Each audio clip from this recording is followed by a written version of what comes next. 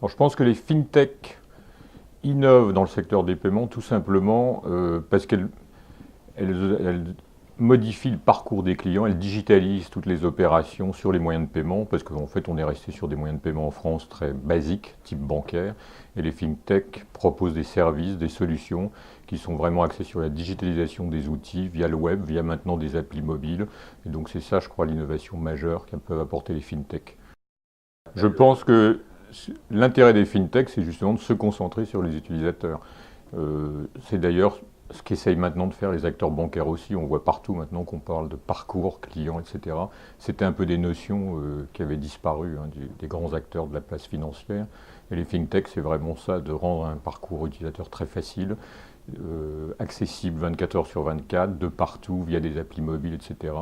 On voit notamment dans les pays émergents que ce sont des solutions qui sont bien plus en avance par rapport à nos pays occidentaux, tout simplement parce qu'ils ont fait un bond immédiat sur les nouvelles technologies, et donc ils ont même en avance par rapport à nous. Mais je crois que c'est vraiment ça, c'est le parcours client, facilement accessible partout, même dans des régions sans guichet bancaire, etc.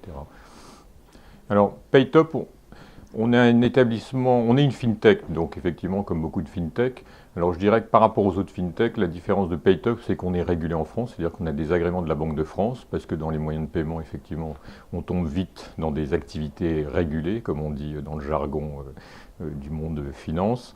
Donc nous, on a des agréments, on a opté pour des agréments en France, établissements de paiement, avec des solutions innovantes qu'on a déjà proposées, d'autres qu'on va proposer via ces agréments, puisqu'on on les a obtenus assez récemment. Les activités actuellement de Paytop, ce sont des activités tournées sur tout ce qui est service pour les gens qui se déplacent à l'étranger. Il y a le transfert d'argent par web, immédiat et à des prix inférieurs à tout ce qui se passe sur les acteurs classiques, on va dire, sans citer de nom, mais les gros opérateurs classiques. On a la livraison de devises à domicile et le change, c'est-à-dire que vous partez à l'étranger, vous allez généralement dans votre guichet bancaire, le guichetier vous regarde avec des yeux ronds. Alors à Paris, on dit aller chez un changeur manuel quelque part, donc je pense qu'à Bordeaux et en province aussi, il y a des changeurs manuels, etc.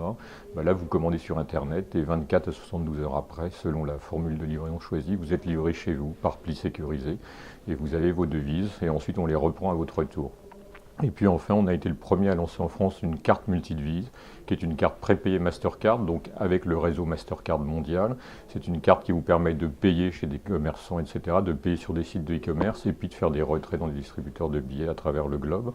Et c'est une carte qui a la particularité d'être gérée par appli mobile et qui a 3 devises sur elle. Nous, on est habitué à avoir en Europe une carte en euros.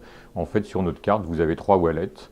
Un wallet en dollars, un wallet en livres et un wallet en euros. Et vous gérez vous-même votre change. Et le change, c'est en fait Paytop qui l'effectue avec des cours, bien entendu, plus intéressants que les cours pratiqués chez les changeurs.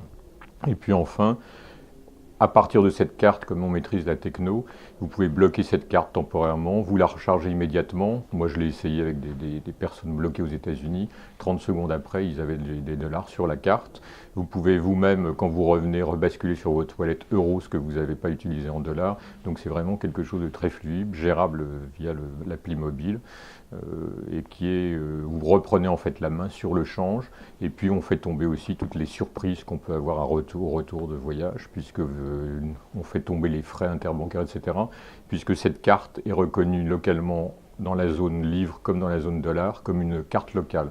Ça veut donc dire que tous les frais interbancaires que vous avez la joie de découvrir un mois après votre retour, nous on les fait tomber.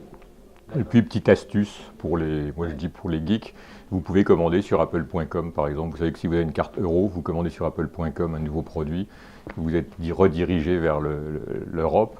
Ben non, avec la carte Paytop, au moment du paiement, vous êtes reconnu comme une carte américaine. Alors moi je dirais qu'on est complémentaire des banques, parce que les banques sont devenues, moi je suis un ancien banquier, donc je connais un peu la problématique des banques, sont devenues des mastodontes avec des contraintes fortes de régulation, de fonds propres, etc., que nous on a aussi à notre niveau établissement de paiement, mais on a une souplesse et une réactivité, parce qu'on s'appuie sur des systèmes d'information qu'on a développés nous-mêmes, et donc on est complémentaire des banques, par exemple pour le change et les livraisons de devises, la majorité des banques en ligne passent par Paytop, c'est-à-dire que vous êtes client bon, je ne dirais pas de nom, mais bon, on va le dire, par exemple de Fortuneo, de Boursorama, Groupama.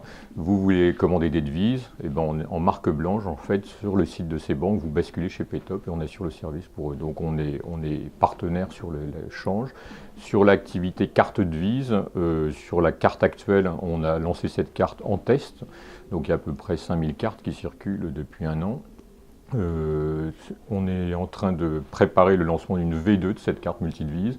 Actuellement, il y a 3 devises. Il y aura minimum 6 devises, parce qu'on va rajouter le franc suisse, le dollar canadien, etc., des devises qui sont demandées.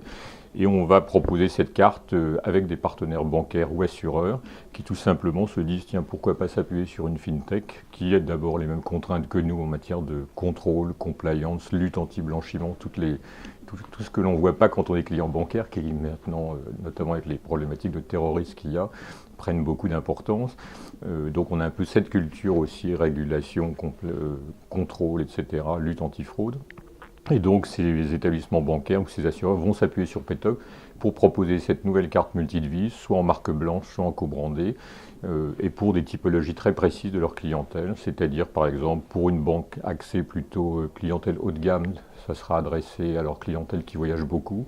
On a une autre banque qui a plutôt une clientèle moyen de gamme et qui refuse de leur donner des cartes de paiement classiques, tout simplement pour des problématiques de maîtrise de risque. Avec une carte prépayée Paytop et en plus multidevise, ils vont pouvoir offrir à l'ensemble de leur clientèle sur le territoire européen ce type de carte.